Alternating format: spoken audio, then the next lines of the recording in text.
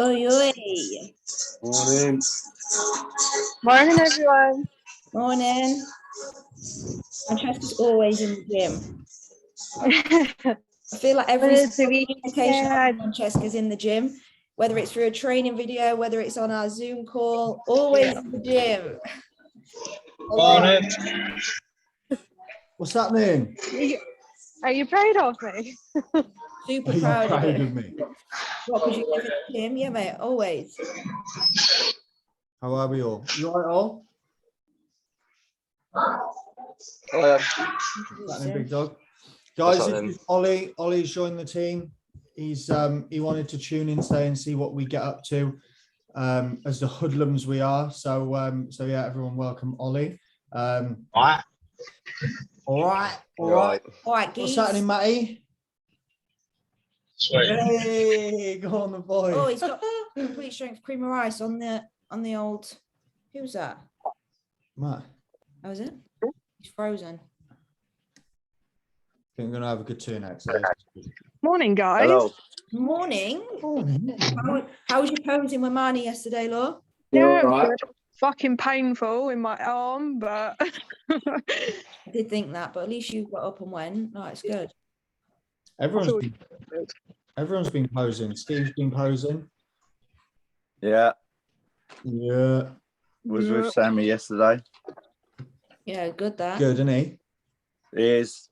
Do you know? Put my ballerina shoes on. The best thing, Sammy, you can't help but feel comfortable because you're like, right, okay, I'm exposed. I'm still in a very, very big studio in my very tight whiteys. And he goes, right, come on then. And he just whips his shorts off, straight in his boxes. He literally done that. He said, what are you doing? This is the first time I went.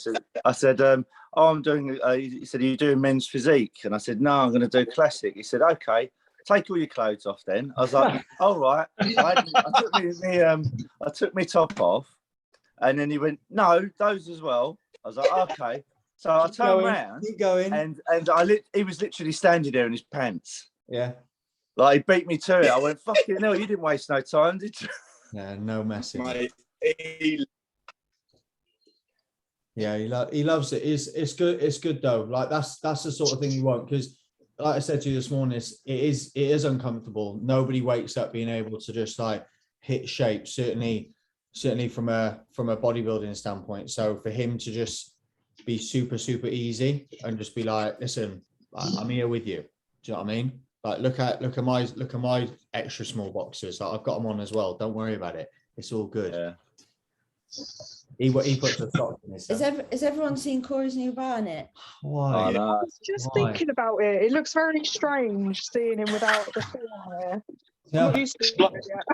I like it. I think it's cool. I think you look 10 years younger. Everyone's Look sexy, mate. I saw him, I was like, yeah, you look loads younger. Took a note out of my book. You just need to trim. You need to trim again. I had we went to a baby shower yesterday, right? And one of Maddie's friends, I've only met her once, right? She went, oh my God, you've had your hair cut. And I was just like, yeah. And she was like, oh, it looks way better. She said, your hair was a mess before. She's on it. I was just like, are you all right? Like, just carry on eating your fucking cupcake, mate. It's showing bald. Good point. There is that. You got hair to cut. Do you know what? I was a little bit worried because I haven't seen the shape of my head in a long time. I'm not a massive fan of the shape of my head, really. You can't really do much about it, unfortunately. But if I was bald, I'd be in trouble. I would. At least you've got a nice spherical head. Right, you've got a nice. Head. Mine all started from when I was in the army, and then we was about to go to Afghan, and then all the lads were like, "Oh, let's shave our hair off before we go Afghan." So then we all turned up at Norton, getting on the plane. It looked like we were fucking cancer patients just turning up. Then all of us were fucking bald, and then fucking everyone else's grew back, and mine fucking didn't. Just didn't come back. Yes. Yes. Oh well. Okay, guys. So we'll get stuck in. First of all, fantastic turnout. Wake up, Matt. Wake up, Mel. You're all right, babe. Good morning. So we're gonna get stuck in today. The topic is going to be on sleep. Last week we caught I up. thought Matt was naked then. He's got a skin No, towel I've around got his a waist. towel. I thought he was Corner boy. naked. Yeah. Kelly's in shape. Love that. So before Mads rudely interrupted me and Sorry. caught Mads in his Matt in his birthday suit. Last week we caught up on fatigue.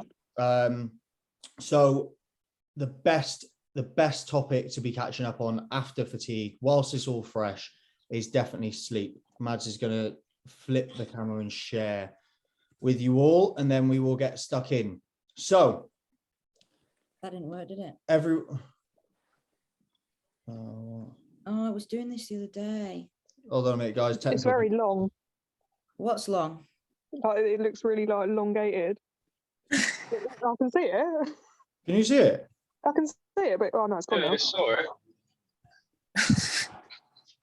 We can't see it. That's how you can. It was very like down the middle of the screen, like really long. Strip. That's now. You see it? Yeah. Good. So again, moving on to sleep. Let's rock and roll. Let's fucking do this. So most important part for me, for anybody's progression, anybody's journey, is sleep. Why? Because sleep is the goat of recovery. Can you all see that goat? Everyone give me a laugh. Love it. Right. So what is, hold on a minute, we got another participant, Pauline. Hello, Pauline. Right. What is sleep and why? So what are you doing? Moving it so when someone comes in, you Okay. can see. Cool. So what is sleep? Sleep is a process where metabolic and other vital internal daily processes pause for a period of time so the body can recover and prepare for the next day's functional needs. Now, what we've got to understand is, guys, as anybody in a journey or on a journey of progression, we do a hell of a lot. Okay, so we can't be considered as normal people. Because we can't be considered as normal people, there are certain bits of advice that you can see in and around everywhere of what you need. Well, fundamentally, what you need is a hell of a lot more than what anybody else needs, because we do a lot. So the more we do, the more we have to recover from. If we are individuals who are in prep, for example, we do a shitload of cardio. NEAT expenditure is very, very high. Direct expenditure is very, very high. We don't eat a lot of food. Apart from potentially if you are assisted, which actually doesn't really count anyway, the main function for us to be able to continue to move forward in the most optimal fashion is sleep. Okay, so we need to try and prioritize it. And fun fact, not enough sleep can kill you. Good. No Feel laugh. like I'm on Don't have kids then. No, yeah, pretty much. So in terms of sleep specifically, sleep comes in two different stages, or main stages more than anything else, and it comes in cycles between 90 minutes and 120. Ideally, you would get between 4 and 6 a night. That's not always the case with everyone. However, the two stages are REM sleep, which is rapid eye movement. This form of sleep is where you dream and you do memory, and you have a lot of memory consolidation. And then the second stage is non-REM sleep, which is slow wave or deep sleep. This is the sleep that ideally we would capture most of. Obviously, you can't control what type of sleep you get. You can't like flip a switch and say, right, I want a deep sleep tonight. But this is where, again, most of our main recovery functions will take place during non-REM sleep. Okay, Madeline? I'll run with this, actually. I like this one. So in terms of sleep mechanisms, we've got two: cardiac rhythm, or our body clock. This controls our body temperature, hormone release, and sleep. Okay. Second is sleep-wake homeostasis. So remember, guys, we said about homeostasis last week, and what is it? It is the body's need to try and return to what we consider as normality. Okay. So sleep-wake homeostasis, or a sleep tracker, basically is like the body's function, a mechanism to say, right, okay, how much are we doing? As a result, what do I need to be able to continue to respond, adapt, and repair from said stimuluses? So sleep-wake homeostasis will come under like that need for repair and response, and your cardiac rhythm will be just your body's natural function in terms of what time you go to sleep, what time you wake up, and just the body clock as a whole. All right. So some of you will naturally be ready for bed, if you like, Cal, at fucking 8 o'clock in the evening, and you'll get up at 5. Some of you won't naturally be ready to go to sleep until 12 o'clock at night due to the functions that you've set through years and years of just, well, your daily routine and habits. All right. What can sleep do? Do you want to roll with this? No, you carry on. Okay, I'm on a roll at the moment. So this is your favorite topic. Yeah, I love this topic. Restoration of I can never pronounce this. Immunological. Yeah, immunological and endocrine balance. Okay, so immune system, sleep will help support the immune system to help fight illness and infection. And endocrine balance, which is what I always talk to you guys about, certainly in check-ins, about managing, again, fatigue, sleep, is our chemical balance. Now, chemical balance comes under your testosterone, your cortisol, your GH, your thyroid function. All of these main functions that I've just mentioned will be needed for us to be able to achieve our goals. Fact. Okay. Whether you're in a growth phase, you still need optimal thyroid function. You still need maximal GH output. You still need minimal or managed cortisol. And you definitely fucking need testosterone. Female or male, does not matter. All right. Increase in parasympathetic state.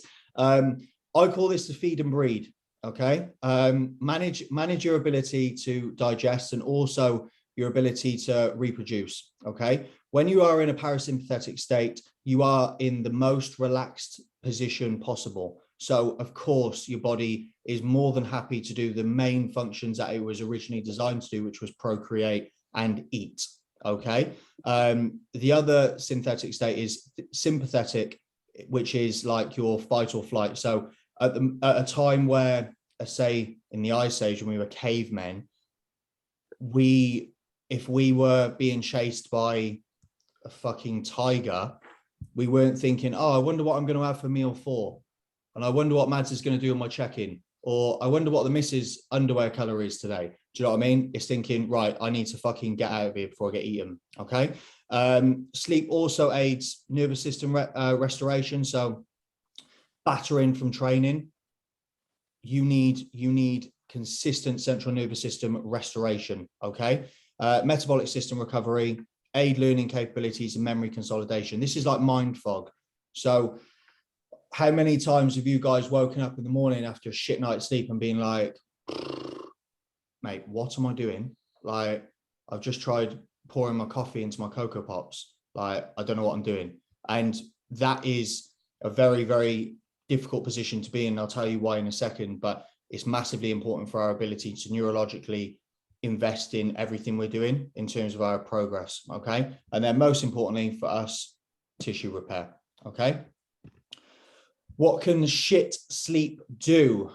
Do you want me to continue to roll? No, I can crack on. Go on then. So, and sleep, as Corey said, is important and imperative to all of our sort of functions that we have. So some of the things that take a hit when we are not sleeping so well, or we don't have great sleep, or it's broken, is we have decreased insulin sensitivity. So what this means, if you have a decreased insulin sensitivity, it means there is a need for you to produce, well, there's more stress in the body because you are not able to digest your food so well. So, for example, you've got a high carb diet because you are in off season. So your insulin is how your body digests your carbohydrates in really simple form. So your body, your pancreas secretes insulin to be able to break down the glycogen in your carbohydrates. If your sleep is reduced, you are less insulin sensitive, which means you're less likely to be able to break down this food so well, use it so well. And this often leads to a softer, slightly fatter physique. So if you are less rested and you don't get much sleep, you'll often find that your look is decreased and you don't look so great. Decreased leptin and increased ghrelin. So your leptin is your hunger hormone. So this manages your appetite and your hunger. So if you have less sleep, your body tends to be more hungry. So if you've ever had a day where you've probably all had this, where you've not had a lot of sleep, like you're running on empty, maybe you've been doing too much too late, you've had to get up and go to work early, and you feel, I call it like the hungover state. You feel hungover because that is essentially what a hangover is. It's poor sleep, not enough REM sleep, not enough of it, it's broken. And you wake up the next day, insulin sensitivity is all over the place, sugar levels are all over the place, and you're starving, but you crave the quick releasing food. And that is essentially what that is. So your appetite and hunger spikes, and you're more likely to snack or want to snack on things. Decreased motor learning, so increased risk to injury. So what that means is, a bit like Cora said about mind fog as well, like your concentration isn't so much there. You're not able to switch on and fire from almost like I would say, a standpoint where you're able to be bright and on the ball. So your response is slower. So often you might find you're a bit more clumsy. You're not able to concentrate so well. You're not able to perform a task as well as you usually would. Which obviously, if you're going in the gym and you've got, say, a leg day and you're about to get under a barbell squat and you've had a shit night's sleep, then you're probably not going to be as powerful. You're probably not going to be as strong, and you're probably not going to be able to fire as well as you usually would. Reduced GH and testosterone, obviously, like this is what Cora was talking about hormonal functions. So we're not able to produce our natural hormones and chemicals in the body as well, which is what we need for recovery and we need for our day-to-day kind of mood and energy. Fatigue and sleep do come hand in hand. So if you haven't had enough sleep, you feel tired, you feel groggy. And these studies, I'll pick up on these because I put this information in last. So there's been a couple of studies that I've seen in particular. One of the studies showed that 5 nights, 50% reduction in sleep drove reduction in muscle protein synthesis. Now, guys, what is muscle protein synthesis? Well, it is the main process and mechanism for growing or attaining and continuing to push new muscle tissue. Every single person on this call goes to the gym. Every single person on this call needs the process of optimal muscle protein synthesis. So if you are in a position where you are losing sleep, you could effectively be losing gains and potential gains, okay? Which isn't ideal. Not only that, something I do want to make sure you're all aware of is you can't catch up on sleep either. I had this conversation with one of the boys, actually, he's not on this call, but I said, if you lose an hour of sleep a night for 5 days, you've lost 5 hours of sleep. You don't bank that. Like, your body isn't like, oh, well, I've got 5 hours worth of sleep, which means I've got 5 hours worth of potential protein synthesis I can drive. So what I'll do, I'll just put that in a little bucket somewhere. And then as soon as you catch up with that 5 hours, I'll give you that potential growth. It doesn't work like that. Once it's gone, it's gone. Okay. A massive, this absolutely blew my mind. Okay. So this study had a number of participants in a dieting phase or calorie deficit. Okay. One of the groups, they split the group in half. One of the groups had an hour reduction of sleep over the time period of the study. And it showed that the group that had decreased sleep on a daily basis actually saw more muscle loss and slower fat loss in that entire time. So the results were actually 70% muscle loss, 30% fat loss. And the other group that had the right amount of sleep or didn't have the reduction in sleep saw 30% muscle loss and 70% fat loss, which is fucking terrifying. Which is why Mads is going to bed at 5 o'clock this afternoon. So sleep targets. Now, I want you guys to take this with a pinch of salt, okay? Because you'll all know that I say specifically the best sleep is the sleep that you can actually achieve, right? We are not in positions. Yes, 8 to 10 hours would be absolutely fantastic. However, as individuals, I appreciate I don't get 8 to 10 hours of sleep a night, not even fucking close, unfortunately, and it pisses me off. But the reality is that's life for pretty much everyone on this call.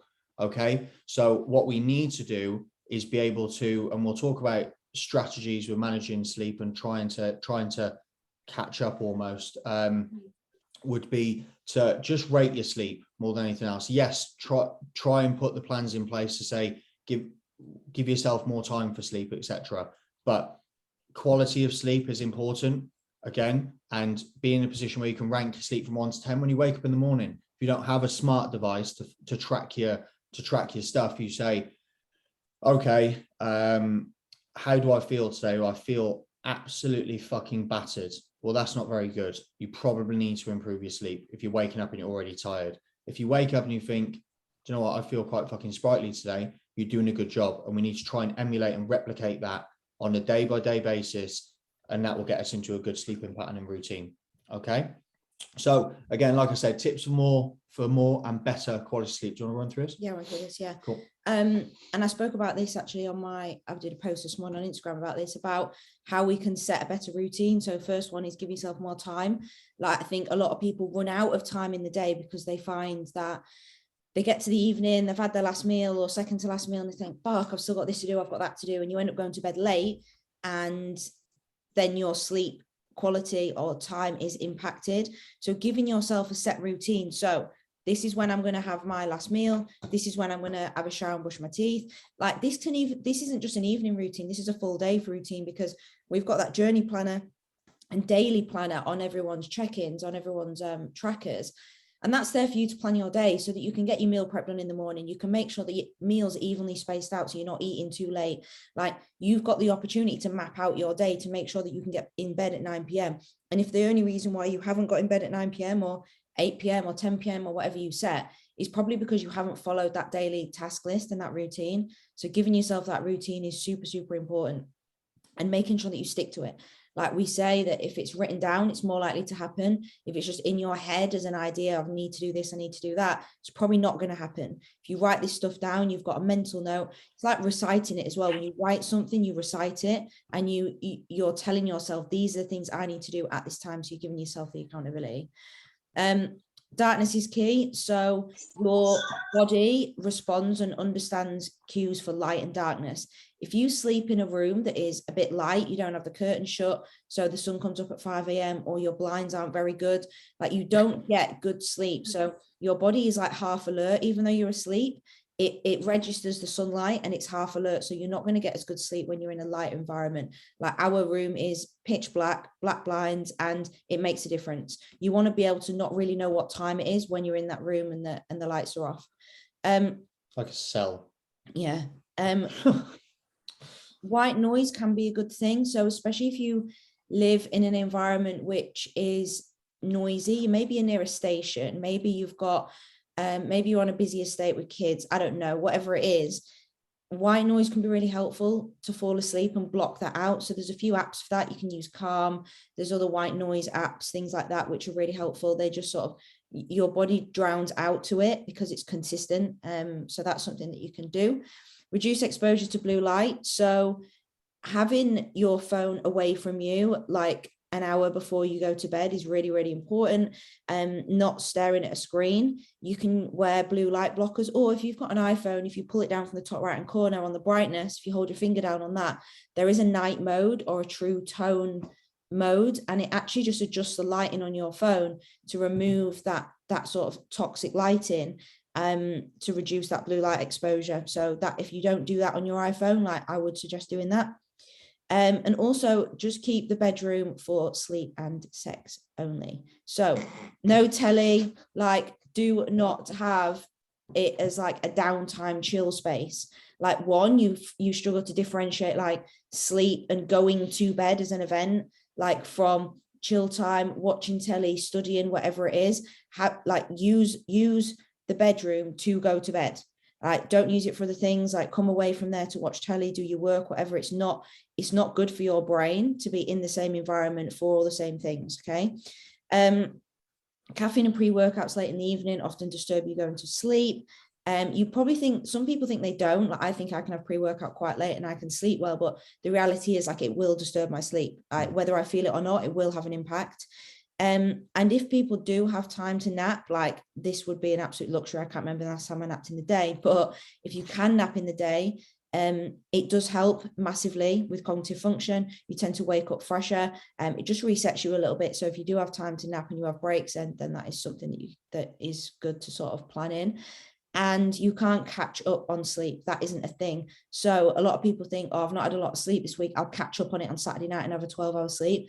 That isn't a thing. If you've lost it, you've lost it. You can't bank it. It's not like a top up bucket. Like each day it resets. Like it doesn't work like that. If you didn't do any recovery on Tuesday after your leg day because you slept for 2 hours, if you have a 12-hour sleep on Saturday night, you're not recovering from that leg day you had on Tuesday then. Like that time is gone. So every 24 hours, like this is a reset button. So you can't catch up on sleep. Like if you're down on sleep consistently, like your body every single day is just down in the tank. Food. Okay, so food is obviously going to play a massive part. Guys, you know that food specifically, I will always say aids your recovery and performance capabilities, right? So if you message me like all of you do and you say, oh, my hunger is 10 out of 10, I can't possibly even walk, I need more food, Corey. Aisha. Please give me another squares bar. No, I'm joking, none of you do that. But fundamentally, if I'm in a position where I feel you guys are picking up more fatigue and unable to recover, then food is always going to be a big priority over anything else, apart from obviously looking at your other recovery capabilities or other sort of recovery opportunities. Now, one thing we can do specifically to understand what works for an aided sleep and what doesn't is managing BCA and TRP, which is tryptophan. So that's a relationship between certain aminos that you get from certain protein sources specifically. So for example, like whey protein has low levels of tryptophan, but high levels of branched chain amino acids. With that being the case, we can actually show that an increase of tryptophan over branched chain amino acids from a nutrition standpoint can actually aid you in better quality sleep. So what we can do is we can have a look at your meals and we can say, right, okay, well, what last meal have you got? Now, bear with me, guys, because all of you are going to be like, well, cool, you give me just protein in my last meal because I'm on a diet. And yes, I do.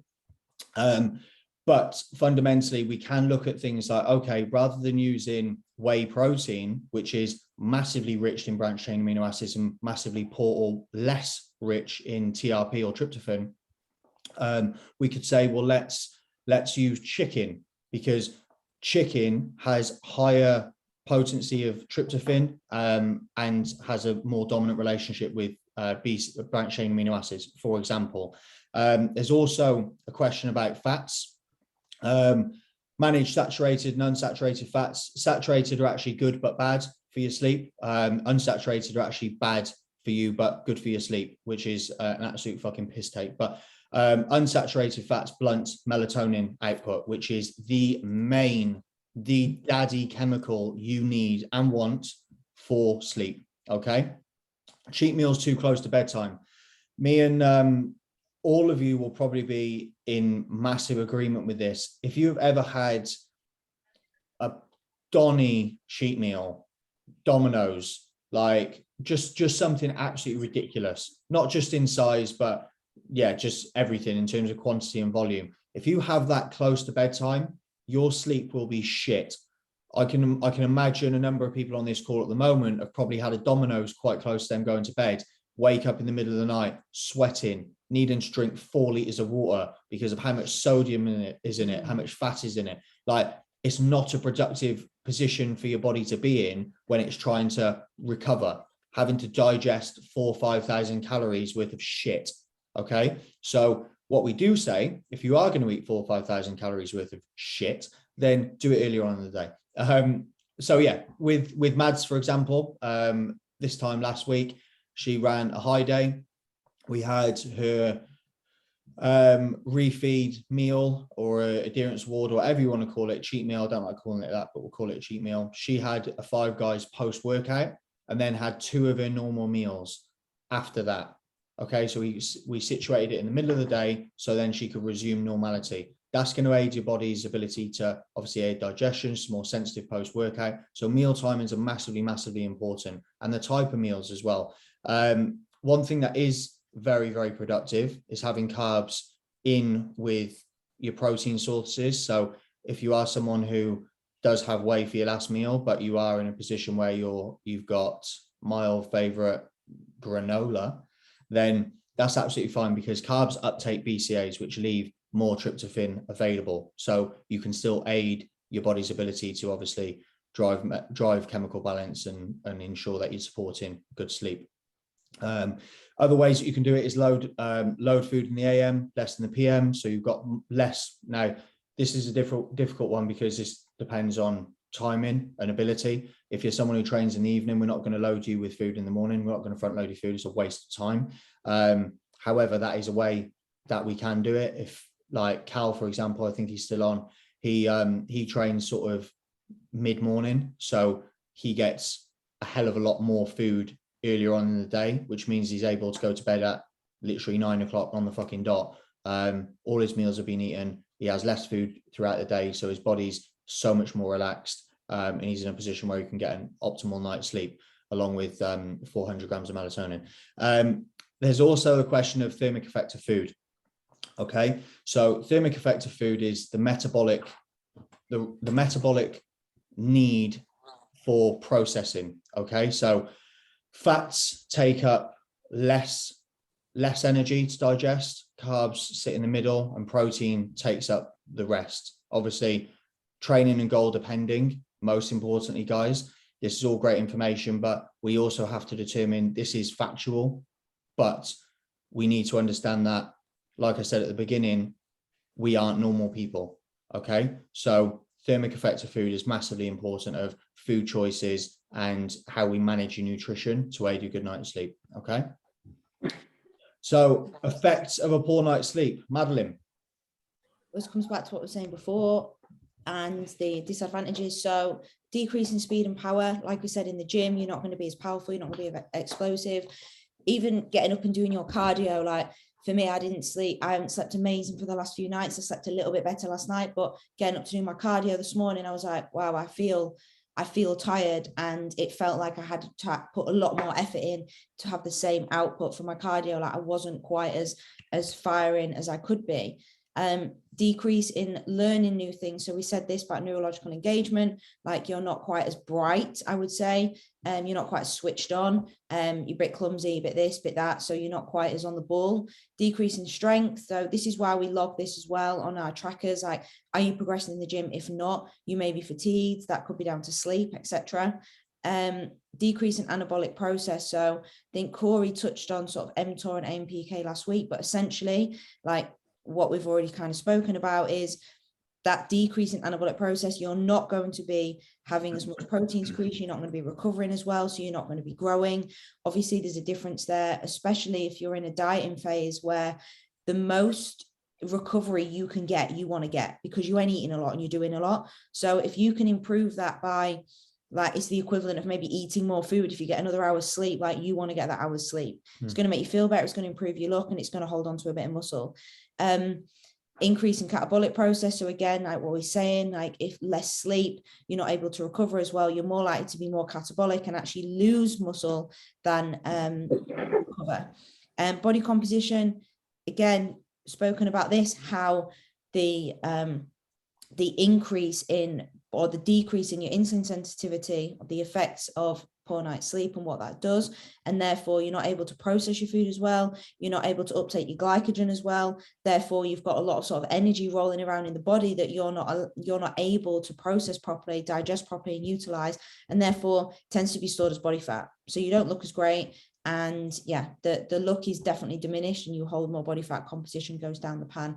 And if you are in an off season, you don't want that, because you can very, very quickly bottom out and need to refeed. So you need to mini cut and get back into your position. Increase in illness because you're not able to recover, your immune system is crashed, and then therefore increase in injury because you're not recovering, you're not repairing, you've constantly feel fatigued, and you're going to be not as good in the gym in terms of lifting, and your strength's going to go down the pan. So definitely, go on. Get a good night's sleep. Get a good night's sleep.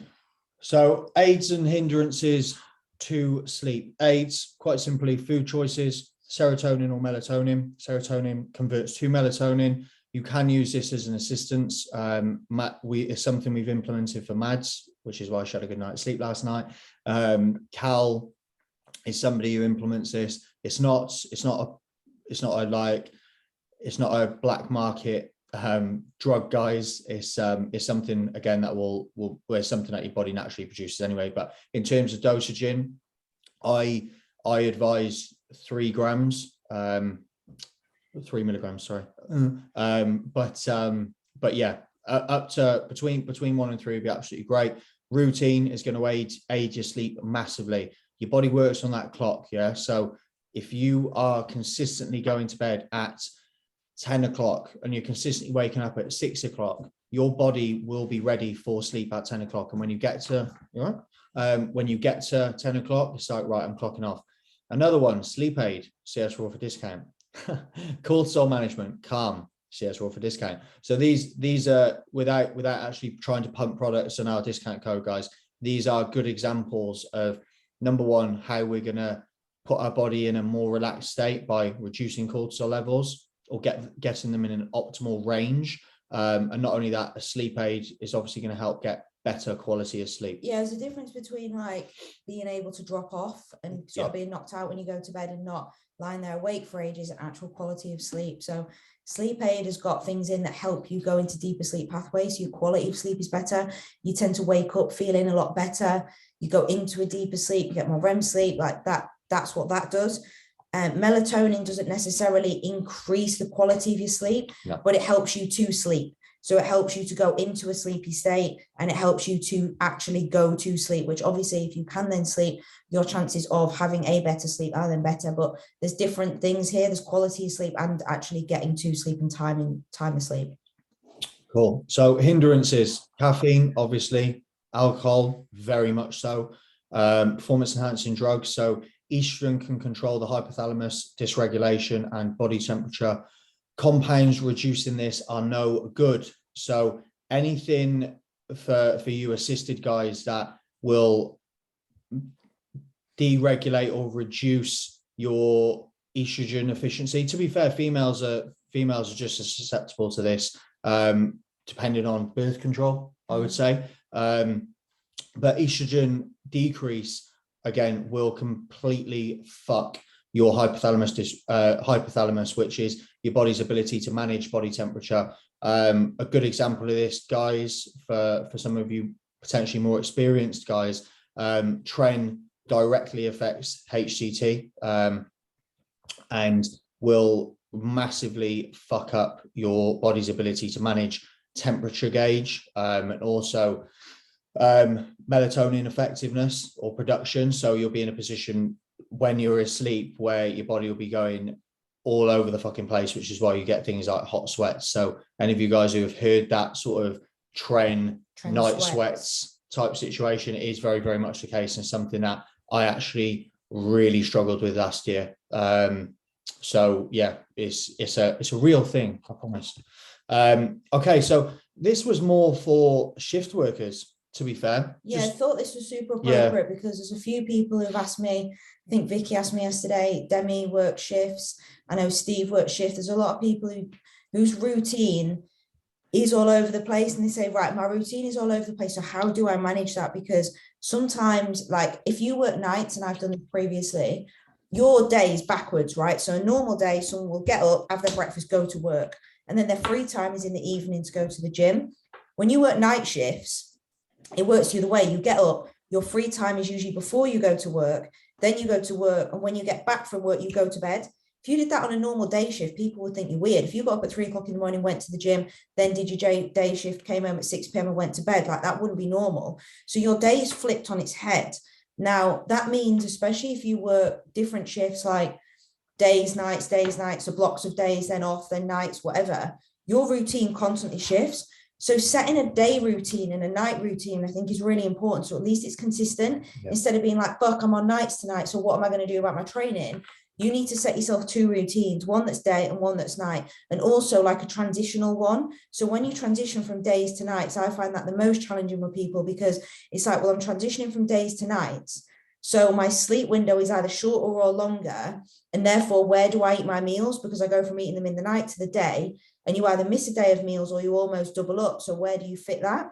So, and where do you fit your training and your cardio? Your 24-hour window gets skewed because it's when you're awake. Like, your day is different to a normal day. So like I've worked with like the girls to make sure that they know how to manage that transition. But talk to me or Corey or Tom, like your coach, and plan that out. But what I would say is write down these 2 different routines and how they differ, how you're going to manage each one. Yeah, I think obviously most people should by now, if you do work shifts, be in a position where you have a pretty set routine. I know Steve, for example, I don't think Stuart Denny's on, but Steve, for example, is a fucking ninja with managing these situations. Like if he gets called out, like he's in a position where he can get through, which is why he continues to make progress. Like we move forward. But in terms of like basic advice for certain portions of these transitions of days, nights, days off, etc. So I've just broken it down. So a day of a night shift, what we want to try and do is we want to try and sleep in for as long as we possibly can. At the time that you're awake, after you've slept in, you want to try and avoid caffeine as much as you possibly can, so there's no crash. So there is no real need for a spike in energy and then a large reduction in energy. Try and nap in the afternoon before you go on your night shift.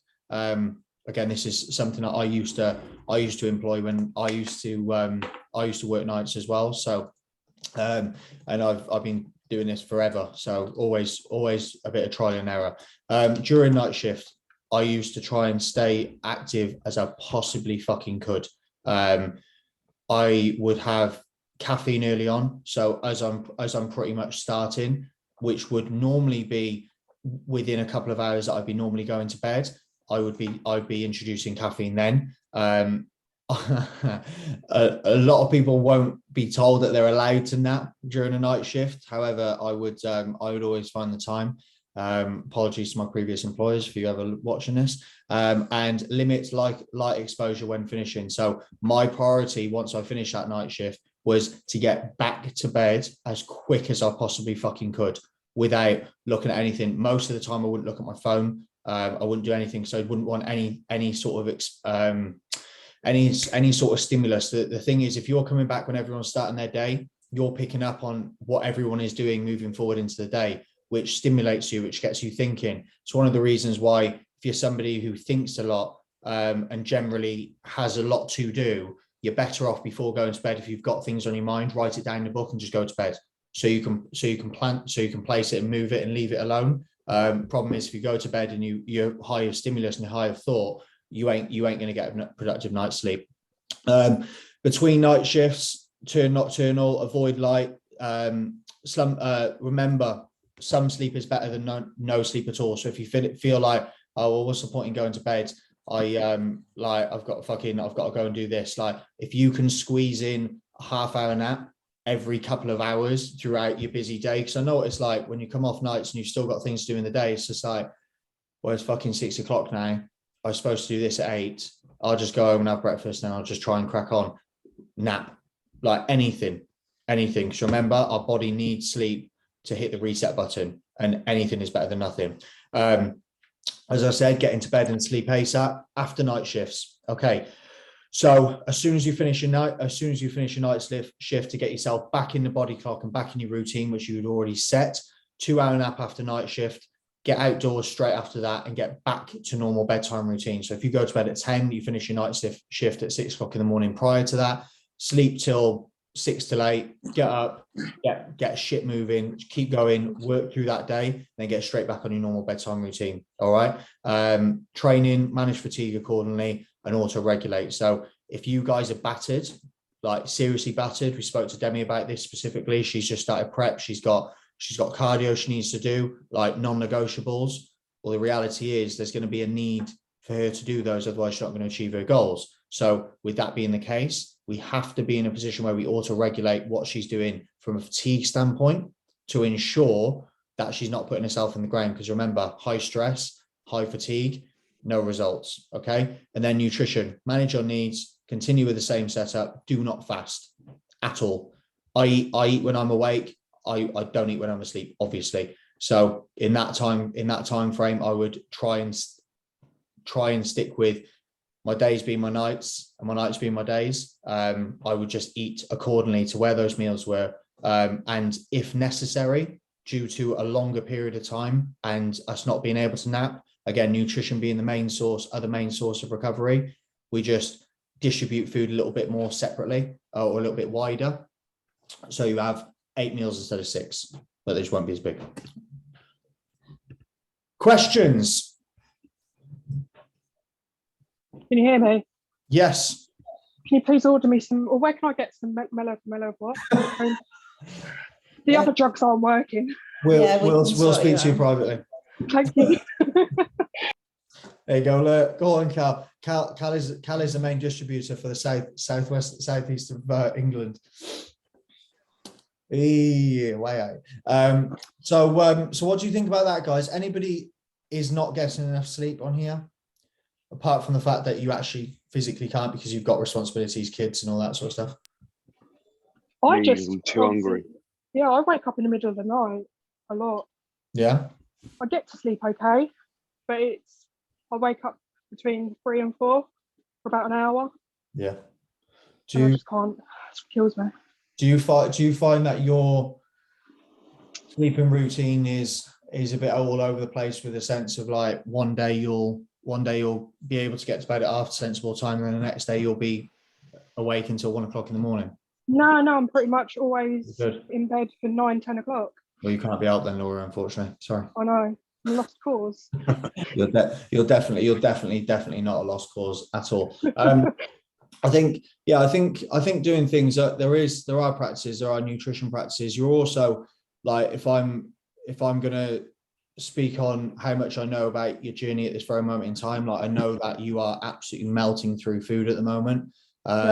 With that being the case, your metabolic response is super high, which means your body is working. If your body's working a lot, it probably means that you're driving a little bit more hunger. May not actually stimulate like hunger in terms of fucking, I need to ravage the cupboards. Yeah, I don't feel hungry. Yeah, but more the idea that, again, your body working on a clock and your body responding and managing its needs. If your body is melting through food, you will wake up due to the fact that you need to feed. Again, remember, like our basic right down to when we first were ever created, if you like, or we first developed, like we are here to survive, right? So there was never an alarm clock set for cavemen and women. Do you know what I mean? Like they woke up and they went hunting when they needed to eat. Simple as that. And your body, although it sounds ridiculous being in the where we are now as human beings, the reality is those processes still take place. So Mads at 5 o'clock in the morning is up and ready. She's not even tired. She's just zoned in because she's focused on, I need to feed. Do you know what I mean? Yeah, my alarm, I wake up before my alarm now, and that never ever happens. Yeah. Like 5 o'clock, 4:45. Yeah, same. I'm awake, I'm up, I go to sort, I'm like, right, better check in because I need to go do my cardio, I need to eat. I'm not lying there thinking, oh, I need more sleep, I feel wrecked. I'm just like, right, I might as well get fucking moving. Yeah. And it's because my body is telling me like, all right, you're awake, because although I need sleep, actually I'm waking you up because like I need to eat and you need to get moving because I need some food. Like Yeah. So I'm thinking, like, I don't know whether to, like, when I'm waking up at 3, 4 o'clock, to whether to get up, maybe have my oats, do some steps, go back. Yeah. So what we could do in terms of looking at that and managing it, and I obviously won't start adjusting your plane because Mads would kill me, but we could look at the idea of, okay, well, what foods aid your body's ability to help productive melatonin secretion? Like, okay, well, we could look at and this isn't your responsibility, but it's our responsibility. We could look at your BCAA, branched chain amino acid relationship to tryptophan in your protein source, and we could say, I'll tell you what, rather than having whey in your last meal, let's move that protein source to something else that is higher in tryptophan, and let's also make sure that the carbs are sufficient enough to be able to soak up, let's say, as much branched chain amino acids as possible. So we've got more tryptophan that will stimulate more melatonin. That may sound super complicated, but realistically, it's like, rather than having whey, I don't know, what's a favorite that I like, whey, yogurt, and granola. We could say, okay, yeah, Abby's nodding, everyone's nodding. We could say, right, let's have chicken and rice. Do you know what I mean? Like, not the most fucking ideal, but if you're talking about what you probably need, that may be a better option. Yeah. Well, I'll let Mads do. Yeah. I'll get Mads on that straight away. Yeah. We look forward to hearing how your sleep goes this week off the back of it. Anyone else struggle with sleep or feel like they could probably do a little bit better, seeing a little bit of signs and thinking, that sounds like me? I definitely don't get enough, that's for sure. But a lot of that is probably, like you say, the pre-workout I take quite late on. I train quite late. Yeah. Like 8 o'clock, something like that. Yeah. So with you, what we could do, like, you do train very late, and the thing is, this is another caveat, or just a small point in terms of, well, because you train so late and you train till very late, you literally train till doors close at the gym, that's 10, 11 o'clock at night.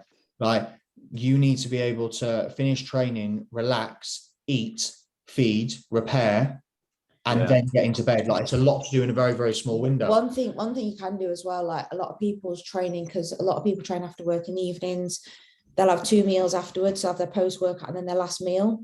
If you're putting these close together, Steve, and obviously Corey writes your plan, not me, but moving that 6th meal actually into the day, so you've got more nutrition throughout the day. So you've got 5 meals pre-workout, then you train, then you have your post and go to bed.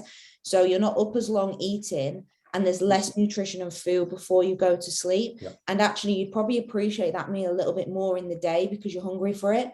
So moving. Yeah, that's what I've done. Exactly what I've done. Yeah. I moved the last meal into midday, which I actually prefer anyway. Yeah, it's nice because sometimes during the day I'm actually a bit hungry. Yeah. So I've moved that one into the day, and that has helped a lot. Yeah. Yeah. But even like changing the source of it, like if it's usually something like, because when we plan food, like taking all this stuff into account, often your last meal will have slightly less carbs in it, maybe be slightly higher fat, then the macro split of it is a bit different. So then if that's what you're doing, we can alter actually what's in that meal. So actually you end up with a bit more of a chicken and rice based meal in the day, which is probably a bit more fulfilling and a bit more appropriate instead. So if people do need to do that and move those meals around, it's not an issue. Just let us know. Fit a little bit better. Yeah. There's also a good question with you, Steve, in terms of like maybe loading your caffeine a little bit earlier and then not using a stim pre-workout. So like it's pretty age old. We'll come to you now, friend. Don't worry, we got you, girl. I also think Ellie commented as well. I think it was Ellie or Jen. Yeah, Jen. Sorry, we'll come to you now, babe. Oh shit! Just get off. Sorry. What we could do is preload your caffeine earlier on in the day, and then get you in a position where you just have a pump product for your training, which will aid your training massively, but will mean that by the time you're coming out of your training, you would have pretty much used up all that caffeine that you had previously loaded. Does that make sense? Yeah, makes sense. So basically, don't have a coffee after 5 o'clock. Yeah, 4 o'clock. As shit as that sounds, but that will definitely help aid your ability to come down, I suppose. Go on. I use the sleep from Complete Strength as well. That's pretty good as well. I swear by that. We've run out, but when we can do our order in a couple of weeks, I'm going to get some more. But yeah, I've run out, but I swear by it. Like, it really helps me. I think not necessarily to fall asleep, but I do find that I get much better sleep when I take it. It makes a huge difference. I actually find that it regulates my temperature a little bit better as well, because I actually end up in a deeper sleep. Like, I don't wake up like a bit hot and cold. I actually just can sleep through. Maybe it's that I don't notice it, but my sleep quality is better. And I can see it on my Oura ring. Like if anyone wears an Oura ring or anything, you can see sleep quality. But so Jen's obviously put a note on there about if she finds that this is something quite common actually, like people, if you've got a busy job or you've got quite high stress in your life potentially, when you go to bed, often you'll find that you might lie there thinking about what you got to do the next day, etc. Having a little notebook next to your bed, or I say be off your phone, but writing this stuff down in your notes or something, getting it off your mind so you're not going to forget it because it's written down, you can have a look the next morning, helps you to zone off because you're not consciously trying to stress and remember these things. So making notes of things before you go to bed, that's something that I've massively done and implemented before. And also you've mentioned you've taken GABA. I've never taken that. Like a few people have mentioned it before. I think it is quite a good like natural herbal product. You can just buy it off Amazon or anything. So it might be worth people giving that a go as a help aid, if you like, for sleep. But we can't advise next taking it. Yeah, but I'd give it a go. But yeah, go on, Francesca. Hit me, Fran. Hello, can you hear me? Yes, mate. Very much so. I'm driving, I do apologize. Very loud and very Scottish, I can hear you. Okay, the window's up now. It's actually really warm here. Can you believe it's 19 degrees? That is like unheard of. Yeah, I don't believe it. Make sure everyone in Scotland has factor 50 on so they don't burn. But I have a couple issues with sleep. The first one is that I'm a really, really light sleeper. So like any noise, anything will just wake me up. Yeah. So like sometimes this is why having my Oura ring helps, is that I can maybe think, oh, I've had a really shit sleep because I've woken up a few times. But if I look at my ring and it's just like, no, actually, like you've slept enough, that just, even if it's not scientifically correct, it's enough for me to be like, all right, okay, no, I have slept enough. Whereas before I had my Oura ring, I would just focus on like, oh my God, I didn't sleep well. This is terrible. Even if I felt okay, like it was just all in my head. Yeah. But then obviously I get up at 5 if it's during the week to go to the gym, which means I'm kind of ready to go to bed at 9:30. But he's not. So we both start work at 9, but he'll get up at 5 to 9. He's that type of person. Yeah. So, and he goes to football at night. So he plays Gaelic football. He has another football club. So then if that falls on, say it's on a Tuesday and I'm training on a Wednesday morning, I need to be in my bed at like 9:15, 9:30. But then he doesn't come in until 10. Then he needs to shower and then he faffs about. And it's like, well, I can't actually get to sleep when I want because I need to wake up for him because I'm such a light sleeper. Yeah. So it's such a nightmare trying to manage both of us. You got a spare bedroom, mate. Break up. No, I think going back to one of the points that I made earlier, white noise is very, very good. Very helpful. If you're someone who doesn't actually realize, for example, just your body's ability to adapt and adjust and not really pick things up. Are you going to be able to sleep through him walking into the bedroom, turning the light on at 11 o'clock and then brushing his hair and fucking about? No, you're probably not. Like, you are going to be woken up from that. However, if there is an effort to manage the noise slightly, and you can also be in a position where you have white noise set, so your body's adjusted and not as reactive to stimulus, then I would almost guarantee that would be a better shout. And even having like, so do you know, like I'm that pug. I'm someone who, do you know, like having a fan in your room? Like, it takes me so long to adjust to that fan in the room, but after a while, it's fine. Like, even if it's like the old shit ones that like click as they move, like click, click, click, click, like it would literally do my fucking head in the summer when I used to use one. And then all of a sudden you don't even realize it's there because it's just on all the time. So be in a position where you've got something just to allow your body to get used to that consistency of sound, and you will be less responsive to stimulus. I think there's an expectation thing as well. Like in the past, when I used to work nights, like when we were first together, Corey would be waiting for the front door to open. Like, so you're yeah, I'm like that. Yeah, you're in bed, but you're not fully relaxed, because that might be from like a safety perspective of like, are they coming home? Are they okay? But it's also like you're anticipating being woken up when they come in. So it's like you can't fully relax, which I think is actually quite normal, and something that, although I'm not saying can't do much about, like that is quite normal. But I think the Aura-ring thing's really interesting because you see that as a real positive. Cal actually was the opposite and found that he didn't sleep very well, and he knew he didn't sleep very well, and his Aura-ring just confirmed every single day that his sleep was shit. And it made him feel shit, because he'd look at it and be like, well, I slept shit. So that set his mood at 6 o'clock or 5 o'clock that day for the day. And it set his mood to be like, well, I slept shit, so I'm gonna have a shit day. So he's been that off now, and he's like, well, I just can manage my sleep and my routine as best I can. I do the most that I can to get good sleep, and the outcome of that is the outcome. I can't micromanage that anymore. So instead of me looking at that and feeling bad because I haven't got the best sleep possible, like, let's just stop looking at it, because I can't change it, because I'm doing the best that I can, and just stop starting the day with that negative mindset. So people are different. Yeah, I pour Mads on it, or I have poured Mads on it a couple of times, where she wakes up and obviously she's on prep, she's struggling, it's hard, and it is hard. And she's like, and she wakes up, first thing she says is, I feel fucking battered, or I feel wrecked, or I feel like shit. I'm like, what a shit way to start the day. Because it is like, it is super, super unpositive. Like, and it just reinforces how you feel, right? Which I get, but Abby's scraping Abby the ball is like absolutely me. hammering that That's ball. what I do. Jesus. Oh mate, that gives me anxiety. What a mess. Get your fingers in there. So yeah, with regards to that sort of take the Aura-ring with a pinch of salt. And somebody made this point, I've made this last week. Like, the data that comes back in the morning from your night's sleep, you cannot do anything about.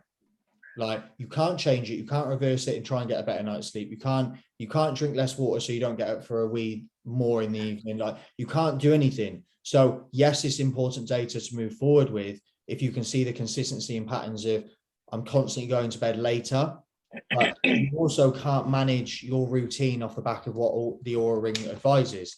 For example, if you have a bad night's sleep, it will probably tell you to go to bed between 8:45 and 9:45, right? It will give you an alert. Well, if you ain't getting into bed until 10:30, then you've already lost, right? You're already like, well, Aura-ring advice, if I want to recover better, I've got to go to bed this time. I've already gone to bed late, so that's fucking shit. So I hate everything. Do you know what I mean? So definitely take it with a pinch of salt. And also, I think some sort of white noise. You can download. You said Calm, didn't you? Calm is a free app. Calm's a free app, but apps on your phone might be a better option. Obviously, limit blue light exposure. It's a bit like cross wires and cross information this, but yeah, I think even just setting yourself up a fan, especially if it's 90 degrees in Scotland, fucking hell, you'll be melting. You all right with that? Those are some good tips. Thank you. Yep, sounds good. Thank you. Sure. Has anyone got any more questions? You guys covered a lot, to be fair. Yeah. I agree with a lot of that last stuff. Yeah. Like, white noise is great, in my opinion. Yeah. There's a lot of noise going on, yeah. Good. Tom, do you want to do the Zoom next week? I can if you want, mate, sure. Yeah. Cool. Guys, if any of you have got any topics, I'll let Tom come up with. Hold on. Next week, mate, we're competing next week. Fuck yeah, we are competing next week. You're only competing on Saturday, What? then, not Sunday. Maybe Sunday. Yeah, fuck off. So yeah, we'll I'll be in McDonald's, so I'll do it from there. cool. No problem. We'll work this out anyway. But Yeah. any topics that you want, put in the group, put in the WhatsApp. Any topics that you think, do you know what, I want to hear about that, or I'm struggling with this, or I've got some questions. Just drop them in, unless anyone's got any now they want to shout out. But if not, like, obviously we'll come up with something, and there's always a lot to talk about, but we want to make sure it's relevant. So if anyone's actually struggling with anything, that's what we'll cover. Yeah. Did everyone? Actually, if the call's on Sunday, I can do it, yeah. Yeah. Yeah, no stress. We'll sort this in the week. Yeah, we'll sort it out. We'll Don't sort it out in our meeting. sort that out. Yeah. But I guys, was just thinking of Saturday. did you all find this helpful? Yes. Definitely. Good. Yep. Good. As always, got any questions, let us know. Much love. Matt, enjoy your food. It's nice to see that you've given it 10 minutes post-workout, as we've discussed. Lots of love to you all. Have a fantastic rest of the weekend. And let's roll on with another fucking banging week. You're all smashing it. Big love. See you later, guys. Yeah. Take care, guys. Good call. Peace. Bye. Bye, everyone.